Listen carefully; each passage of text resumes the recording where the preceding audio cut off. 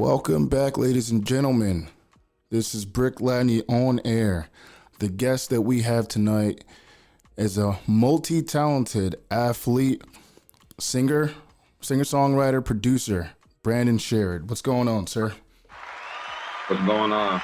Thanks for having me on. Really appreciate it. No, man, thanks for coming on, man. What's up? Yeah, man, just to kick it right off, tell everybody about yourself.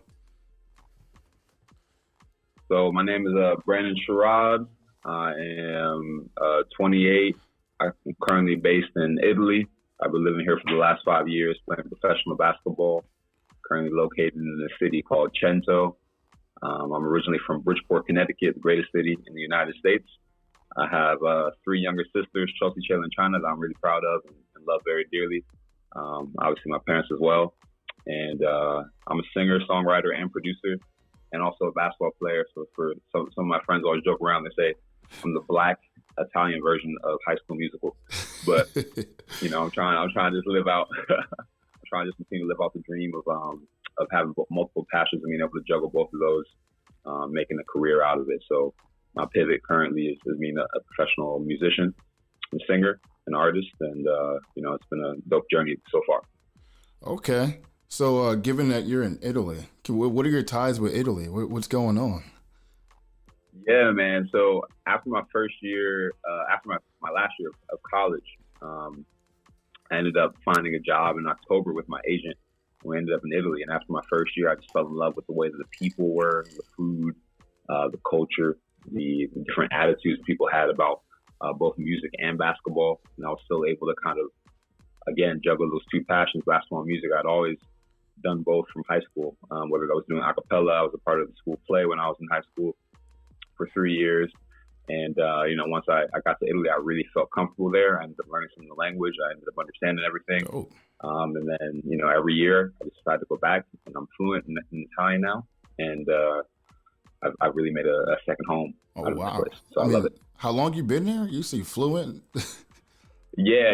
I Wow. mean, probably after my second year, I was fluent. But, after 5 years, if you really have the desire to learn something or do something, you can definitely do anything you want. That's true. And I've been really, really grateful to have learned the language and to be able to understand and speak and live like other people who are from here live. So yeah. It's always love. That's interesting. You do anything long enough, you can get good at anything. You know what I mean? So that's dope. Definitely, bro. So what came first, man? Like, did you fall in love with basketball first, or did you? I mean, everyone loves music, but did you find this passion for music afterwards, or they were just both just bro, music was my first love. I grew up in the church, so me and my mom. My mom's a singer, so we would do praise and worship every single week. And I just recall at a very young age singing in the choir, and then learning how to play drum set, learning how to play piano, having to play for the church, always having to improvise, because you never know when the pastor's going to go off and start singing a song randomly. You just got to fiddle around by ear, figure out the key that he's in.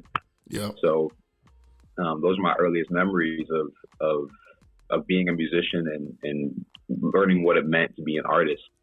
And then I used to be really fat, so I was like 315 pounds by my freshman year of high school, and I started playing basketball. And after my first year, I lost 100 pounds. Wow. And so from there, I ended up going from playing, freshman and junior varsity to starting varsity my sophomore year, and then I got better and better and kind of went from a guy who nobody thought was ever going to be on the court to being the person who played Division I college basketball. That's a good feeling. And then now I'm like the only person in my cohort that's playing professionally. So, I was really grateful that my parents kind of maintained that desire for me to continue to do things musically, to do things artistically. And then also having been in church that entire time, it was also kind of forced on you. So, having those two worlds were great, but music is always my first love. It's always been that, and is always going to be that. So dope. That's always so like you literally just learned music, being in the church. You didn't go to school to learn how to play the keys or anything, did you? No. I mean, everything was by ear, and I think it's really benefited me. So playing keys and drums by ear. I learned how to play saxophone as well, but that was at school. I haven't played in probably 5-6 years, but keys and drums. That's as we all know, kind of the skeleton to everything. So as long as you have an idea of how that works and you can put those two together, you're good to go. That's true. And even then, like you can learn how to play anything by ear. You can make. I mean, I'm a producer myself, and like, you know, Kanye is a good inspiration because, you know, he chops up samples and makes music out of, you know, I don't know if he knows music theory or if he knows how to play the keys or anything, but, you know, I do hear that once you learn how to play an instrument, you know, it does help you in your music creating process. So being that you are a professional basketball player, how do you juggle being an indie artist at the same time? Like, what do you prioritize throughout your week? Yeah, I mean, obviously, you know, physically, basketball is super demanding. So it's really, it's a sacrifice sometimes to do things post practice or do things before practice. And I guess this year specifically, our coach is really big on having us in the gym. Like, we'll be in the gym. I mean, during the preseason, I felt like I was in the gym about 6 hours a day, you know, from warming up to finishing up with everything that we had to get done. And so as a result, you know, I think for me, prioritizing, you know, writing, making sure that I'm using every moment I can to try and write music. So I'm in the car. My process is usually freestyling first. So finding a beat or track that I like or creating one, and then just playing that beat over and over and over again in the car. Like fiddling around with little ditties or different things for a melody. And then once I get that down, figuring out the lyrics and trying to understand like the topic of the song, the mood of what I'm trying to do or write. So for example, like Corona Freestyle, I wrote Corona Freestyle literally in like 2 days, but I had messed around and like fiddled with the melody for like, you know, hours, you know, just the same thing. And then eventually it just comes to me. But I think that's how my process was also, you know, coming from gospel music. A lot of times things might not be as lyrically dense, but the melody can come pretty simply if you just, you know, you're using your ear. Yeah. So I usually prioritize like, you know, that free time. And then also, you know, whenever I can, trying to get into a studio of sorts, which is really difficult, you know, in Italy, especially during COVID. Yeah. Everywhere. Considering like we can't even, everywhere, right? Yeah. But like right now we're in like different zones. So currently we're in orange zones. We can't even get out of the house really to go to different cities. You got to stay within your own area. So that's kind of difficult to do. But, you know, whenever I have the time to get away and I can, I do it. And I have a little studio set up at the crib. And a little MIDI keyboard and microphone too. So that's what you need. That helps. At home studio because you know what I mean? You just got that extra time to go home and just work on stuff. But I find myself doing the same thing that you do. Like, you know, just fiddling around with melodies or whatever and just filling it in with words later, you know, coloring it in with words later. And that's I feel like that's the most natural way to stay inspired to make the music. You know what I mean? For sure. So cool, man. Yeah. So like I saw what you did on TikTok. It was dope. Like you did like a little melody type thing and added some drums to it and, you know, you sing. So you consider yourself like an R&B artist, pop artist, rap artist? How do you categorize yourself? Yeah, I consider myself an R&B / soul artist. I think feel is the definition of what it means to be like an R&B / soul singer. A lot of people can, you know, sing songs from that genre or maybe have a beat that they're singing to from that genre. But like pocket and feel to me are the two most important things in any song. Like, and that's the same thing with gospel too. There's like a certain emotion that should come from what you're singing. Yeah. And that could be me singing a ton of words. That could be me singing literally, I love you. And like singing that over and over again. You're just like, okay, I felt that hit me in my heart and my spirit. And that did something for me. And so some people are really able to embody that, and I think that's what I'm trying to do as an artist consistently. So I'd say, R&B, soul, and obviously like with a tinge of gospel, but gospel's, you know, the base for so many different genres that we have today. So I'm really grateful that that's where I started. Yeah. Because it led me to kind of like where I'm at. Dope. So who do you like measure? Who do you measure yourself up to? Like when you're making music, who are your top people that you look to for inspiration? You know, usually before like I start making music, like I like to have like an hour session in my car, listen to, you know, I got like 10 artists that I choose from that, I just like the vibe and I just bounce between each artist before I go in the studio and make my own music. Who are those people for you? For sure. I mean, for me, I love Anderson .Paak because he's also a drummer and artist. And I'm a big fan. And Pocket and Feel is something that he consistently has on every single track that he comes out with. D'Angelo, that was probably one of the first secular artists that I really messed with.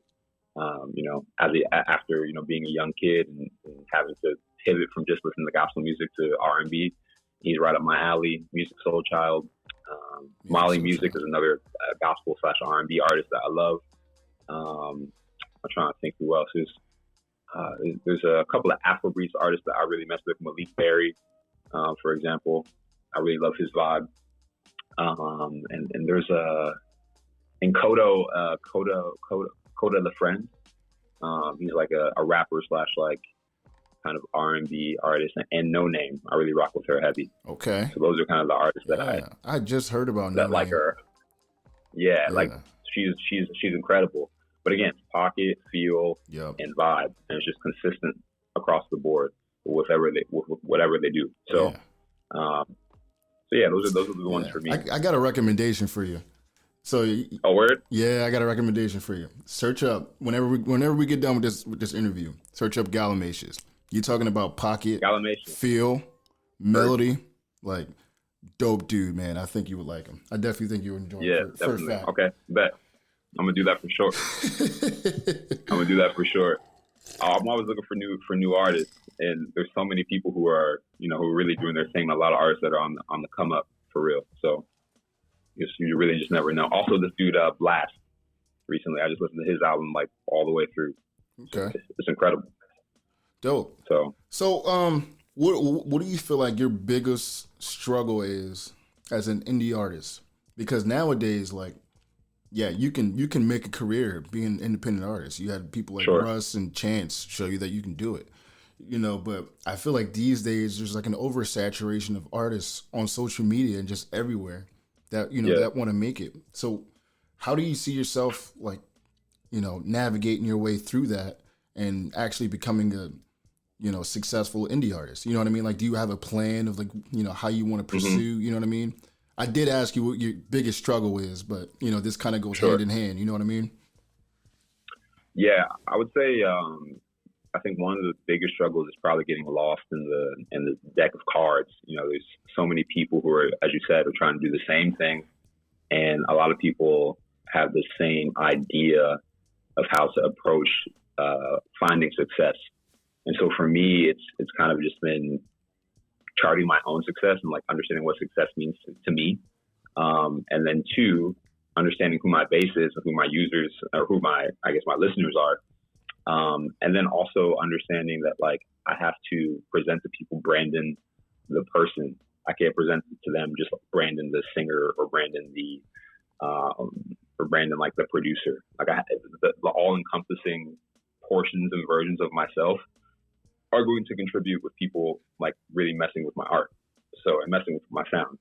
So I guess the most difficult thing is trying to be unoriginal and trying to be like everybody else because everyone thinks that's like the pathway that you have to take to get to that road of success. So I guess like kind of remaining true to yourself, being unique, and then 2, I think as an artist, like making sure that you're getting the correct rollout, making sure that you're on time with all of your all of your scheduling, making sure that you can reach out to resources that can get you that video or photo or Spotify playlist placement. Those are I think the most difficult things that I found personally as an artist coming up, because I'm juggling also like another quote unquote full-time job along with my career. So it's really just the sacrifice of time, and getting other people on board to work with you to make things happen. But I've been really grateful because Spinach Gang, the Mosaic and community that I'm working with, based out in New York City, they've been really helpful in trying to help me realize the vision that I have artistically, and they've also been helpful in introducing me to different people who can assist with making all those things kind of come to light. Okay.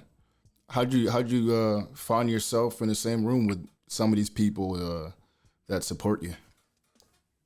Yeah, I mean, some of it is just divine intervention. I've known my boy Brad for a number of years now.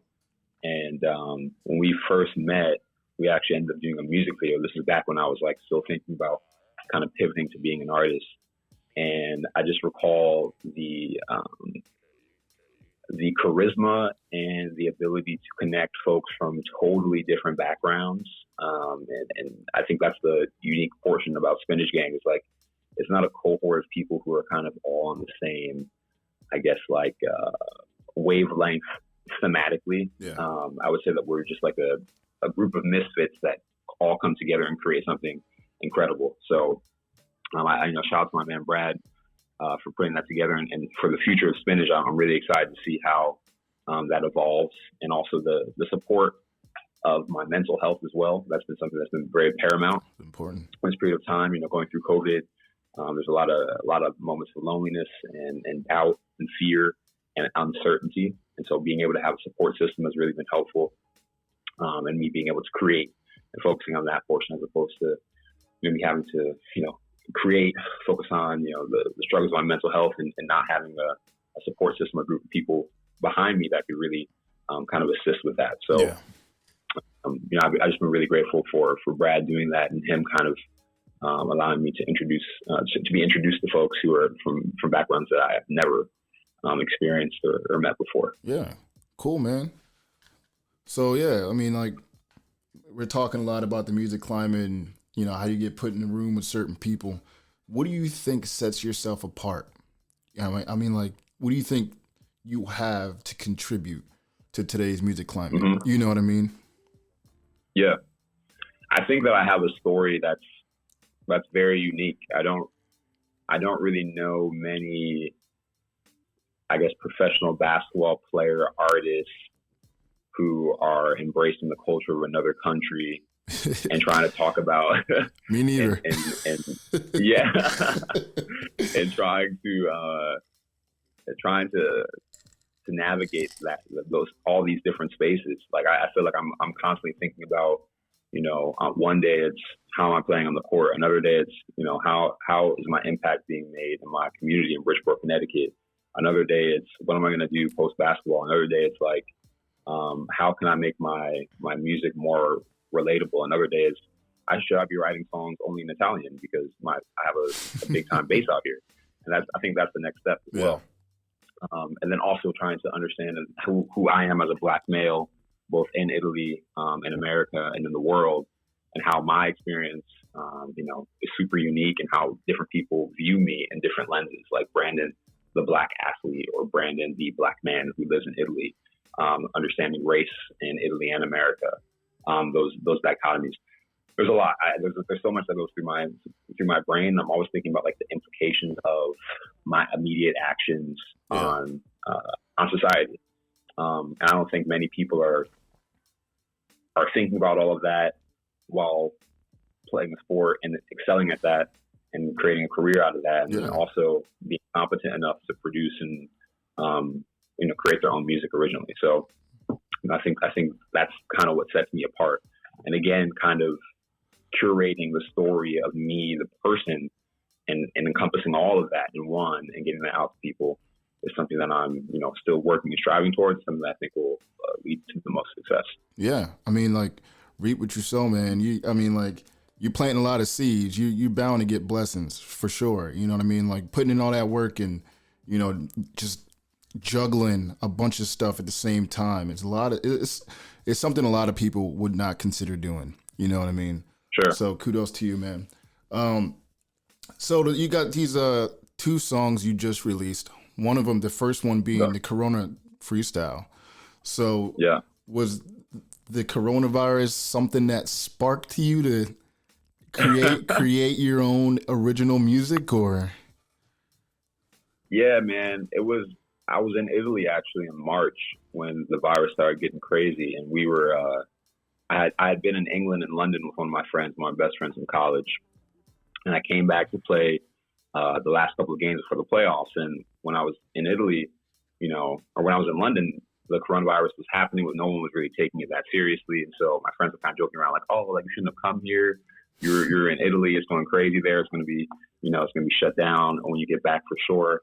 So I get back And literally a week later, it goes from, us having a game with fans to us having a game with no fans.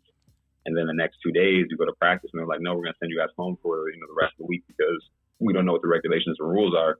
So in the next 3 days after that, Italy goes from being, kind of normal to the whole country being a red zone and being shut down. So wow. a ton of uncertainty. No one knows what you're going to be able to do. Only pharmacies and supermarkets are open. So I was kind of living a life that was, super shut down. My family's obviously nervous and scared about me and trying to figure out if I'm safe. And I'm like, well, if I'm in the crib, obviously I can't get coronavirus. You know what I mean? And then coming home and getting off the plane through customs and no one having a mask in customs, and then coming home to say hello to my parents and them not wearing masks, going out to places. And I'm like, nah, I'm gonna stay in the crib. So all of that, the political and social unrest that was taking place in America, with Black and obviously having advocates, supporting Black lives and making sure that people were out in the streets. So it was like the community that is being disproportionately affected by the virus is also the community that's being disproportionately affected by police brutality. Yeah. And so a lot of stuff going on. We're out there. For sure. So all that was happening, and I wanted to have a PSA that stressed both the importance of staying home and following all of the social distancing guidelines, but also kind of talking about 2020 and itself and all the craziness that has been going on. So, again, once I got the song, I'd already had the beat from a producer out here in Italy, Chiromont. And I remember I told him to send me a different version of it. And he sent me one with like a nice little Rhodes kind of piano and a dope beat. And I was like, all right, bet. And I ended up writing the song in a couple of days. And then after that, the rest is kind of history. But I think the song is timeless in the sense of like, it doesn't have to just be played in the times of Corona. It could be something that people can reminisce on to talk about this time. It could be something that people use to, I don't know, maybe even it's memeable, I think, the hook as well. Yeah. So I think it has some viral potential, but it was something that I really enjoyed writing, something that I think is still really, really relevant and useful today, as we see in the U.S., things still being shut down. Cool, man. I'm excited to listen to it. Before I do, what's next? What's next for Brandon? What are we looking forward to for your next musical release? Like, what's going on? Got something cooking up? Yeah. So I had this song, Netflix and Chill. It just came out.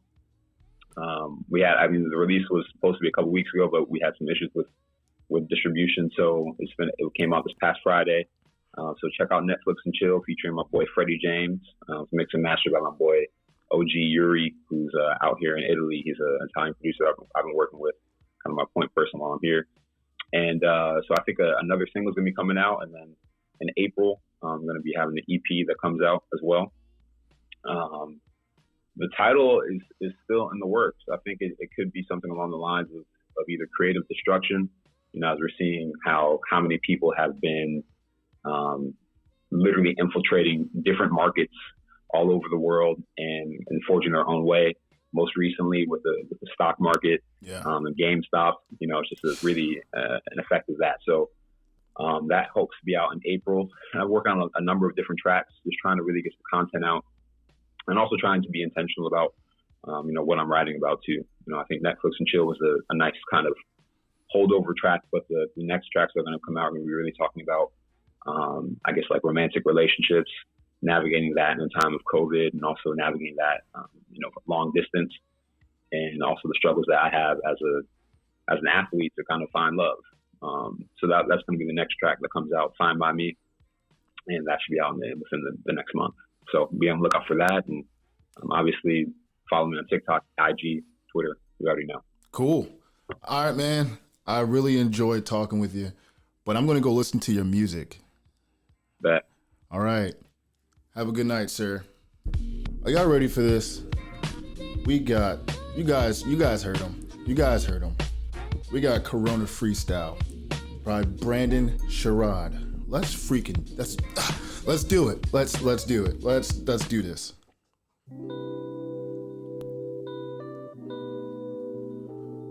Ooh, he wasn't lying about those rows.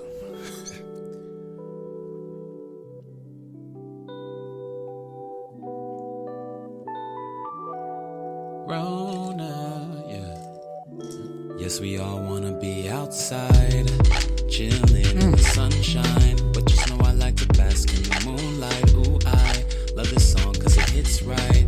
Been spending hella time on FaceTime. She like, when we gonna link? It's a pandemic, baby, so I really gotta think. Maybe I can take you somewhere foreign, but I don't know what to say. Rest in peace, Kobe. Niggas don't give a what. I can't cuss on the track cause my mama's listening. What if Trump gave a oh man, things could be so different. Police, they've been tripping, man, and the people rising. Black lives matter, by the way, listen to my PSA. Keep at least 6 feet of distance from me. Stay in MIA, that's where you've been. Love sick cause I've been played my part. Limit on social distancing. So please just stay at home cause I don't know if you got corona. And if you don't wear a mask then I really can't say what's up. So if you got a mask, sit down and shut up. Wear it in the store and wear it when you're running. Wear it when you go to the gym. Wear it with you with her or with him when you chilling with your kin. Yeah, listen, we gotta hold people down. It's the only way old folks still stay around. I know that you can do it if you try. Yeah, so I'll switch it up cause I wanna make a difference. And if all of y'all just don't give up, oh wait man, we get out of this predicament. 2020 adjusted vision, man. It's about perspective. And one day we'll get there, just trust the objective. Keep at least 6 feet of distance from me. Stay in MIA, that's where you've been. Love sick cause I've been playing my part. Limit on social distancing. So please just stay at home cause I don't know if you got corona. I don't know. And if you don't wear a mask then I really can't say what's up. Keep at least 6 feet of distance from me, baby. Distance from me. You was in Miami, MIA. You need to social distance, baby. I don't even know if you got corona. Yeah. Really can't say what's up. Keep at least 6 feet of distance from me. Stay in MIA, that's where you've been. Love sick cause I've been played my part. Limit on social distancing. So please just stay at home cause I don't know if you got corona. I don't know. And if you don't wear a mask then I really can't say what's up. That was my mama, y'all. Sing it. Woo. Man, the groove on that one. Kudos to Brandon Sherrod and the Italy producer. Man, I was loving it. Yeah, it was what it was. The title, Corona Freestyle. Everything was in it.